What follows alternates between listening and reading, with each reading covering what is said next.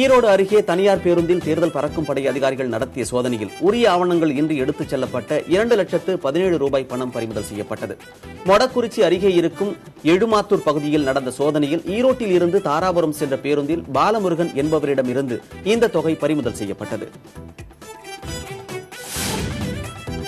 சேலம் மாவட்டம் ஓமலூர் அருகே ஆவணங்கள் இன்றி எடுத்துச் செல்லப்பட்ட 2,5 லட்சம் ரூபாய் மதிப்பிலான பட்டுப்புடவைகளை தேர்தல் பறக்கும் படை அதிகாரிகள் பறிமுதல் செய்தனர். பட்டு சேலைகள் மேச்சேரியிலிருந்து சேலத்தில் உள்ள ஜவுளி கடைக்கு கொண்டு சென்றது விசாரணையில் தெரியவந்தது.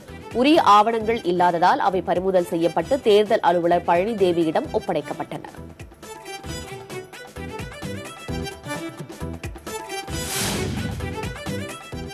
திருச்சி திருவெரும்பூர் எறும்பீஸ்வரர் மலைக்கோவிலில் தூய்மை இந்தியா திட்டத்தின் கீழ் மாநகராட்சி பணியாளர்கள் தூய்மைப்படுத்தினர்.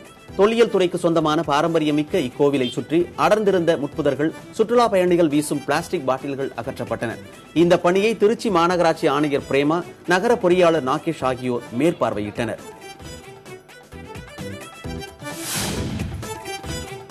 சட்டப்பேரவை தேர்தலை புறக்கணிக்கப் போவதாக நாகை மாவட்டம் நம்பியார் நகர் மீனவர்கள் அறிவித்திருக்கிறார்கள்.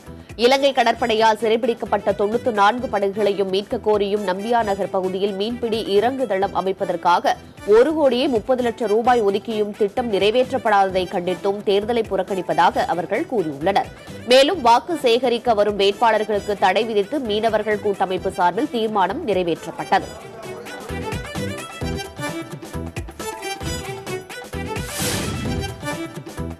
கடலூர் மாவட்டம் விருதாச்சலத்தை அடுத்த பரவலூரில் வீடுகளின் மேலே செல்லும் உயர் மின்னழுத்த பாதையை மாற்றித் தராததை கண்டித்து வீடுகளில் கருப்பு கொடியேற்றி போராட்டத்தில் ஈடுபட்டனர்.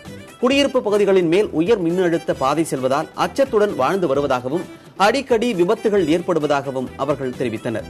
மின் பாதையை மாற்ற தவறினால் தேர்தலை புறக்கணிக்கப் போவதாக அந்த பகுதி மக்கள் தெரிவித்தனர்.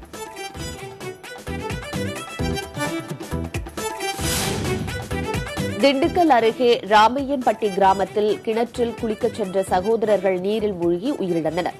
அவர்கள் இருவரும் 6ஆம் வகுப்பு படிக்கும் கௌதம் மற்றும் 3ஆம் வகுப்பு படிக்கும் ரோஷன் என அடையாளம் தெரியவந்துள்ளது. நிகழ்விடத்திற்கு வந்த திண்டுக்கல் தாலுகா காவல்துறையினர் சிறுவர்களின் உடலை கைப்பற்றி பிரேத பரிசோதனைக்காக அரசு மருத்துவமனைக்கு அனுப்பி வைத்தனர்.